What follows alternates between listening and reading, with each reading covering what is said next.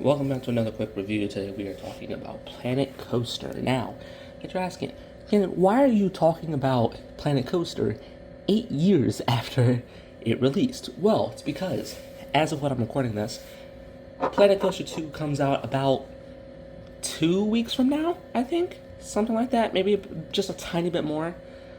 So I thought, why not take the time to talk about the game that I have the most hours in out of any video game ever. I have a total of maybe 10,000 hours, maybe actually probably 11,000 at this point in Planet Coaster.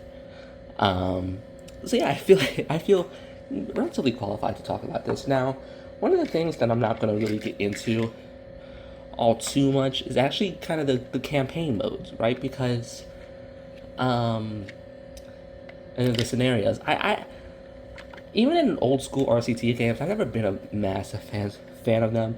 I like old school RCT stuff, like RCT 1 and RCT 2. I do kind of like, or at least I like a little bit. I do kind of get a bit of enjoyment out of them. Planet Coaster's campaign modes never were able to hook me like I wanted them to, compared to Roller Coaster Tycoon. At least, despite how I kind of my feelings on RCTs, those scenarios kind of hooked me a bit. Planet Coasters didn't really do that for me, so I'm not really going to talk about that all too much. But I am going to talk about ride selection, coasters, coaster builder, and whatnot. Just the things that I have most experience with. Now, in regards to ride selection, flat rides I think is some of the most like they just so happen to choose most of the flat rides that in the industry, or at least most of the iconic ones. Of course, there are some new flat rides that have come around that aren't in the game, but for the time, the flat ride selection is really good.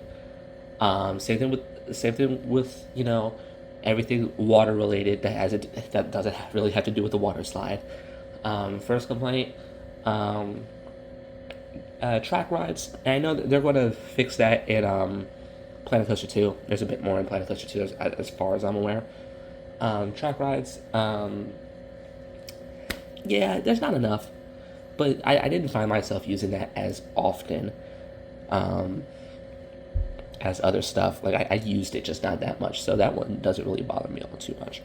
Now, I want to talk about the main portion of Planet Coaster, my favorite part, the coasters. Now, they stopped updating this game, I think, about 3 or 4 years ago or something like that. So,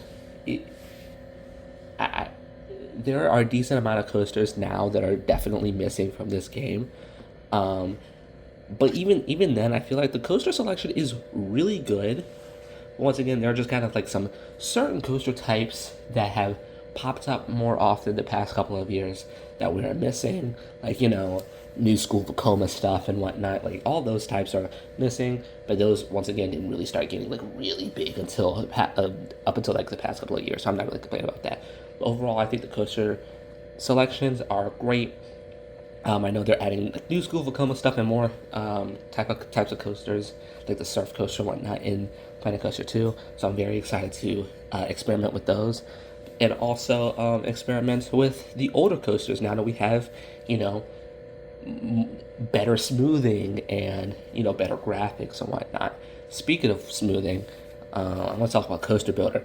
Coaster Builder, honestly, it's easy to use. I'll give it that. It's relatively easy. It's relatively easy to use. It just kind of get the basics of it.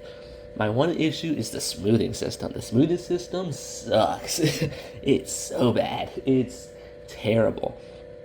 And it's one thing I'm very much looking forward to in Planet Coaster 2 because smoothing looks so much better. Just the act of smoothing and the how the coasters look when they have been smooth looks significantly better than anything in Planet Coaster 1. My other issue with Planet Coaster 1's Coaster Builder has to be, the lack of options in regards to certain things, like, drop tracks and switch tracks and whatnot, that, you can't even make the argument for that Planet Coaster, like those were like more recent things, like because drop tracks and switch tracks have been around for some time. Like at the very least, like maybe at the very least 5 years before, the first Planet Coaster game came out. They were at the very least they've been around for some time, so you can't even make that excuse. So I'm not even sure why they didn't end up in the game to begin with, but I'm glad they're in Planet Coaster too, because that's my biggest wish. And I think overall, when talking about Planet Coaster, I can talk about the negatives all day, but at the end of the day, it's a game that I spent 10,000 hours on, 11,000 hours on.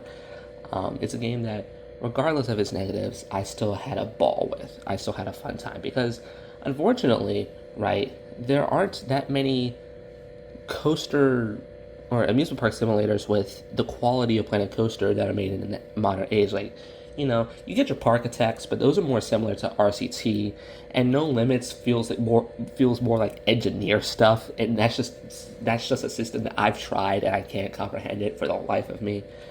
Um, and of course, you get your modern 3D theme park simulators. They've tried like RCT World that kind of ended horribly, but Planet Coaster's the only one. That's the only one that like really stood out to me as like really good game. Um, so yeah, regardless of my negatives that I talked about in this video, I still absolutely adore this game for everything that it does. For the fact that it just exists, a game this high quality exists and it's good. It's actually really good. Like I said, I love the coaster variety for the time. I think while the coaster builder could be so much better, it's easy enough to use and it's easy to be creative with it, which I love. Yeah, I just can't wait for Planet Coaster 2 to come out in a couple of weeks. Yeah, Planet Coaster is like a solid 9 out of 10 for me. I absolutely adore it. Thank you for watching this quick review. Yeah. Goodbye, Planet Coaster 1. See you, Planet Coaster 2. Bye.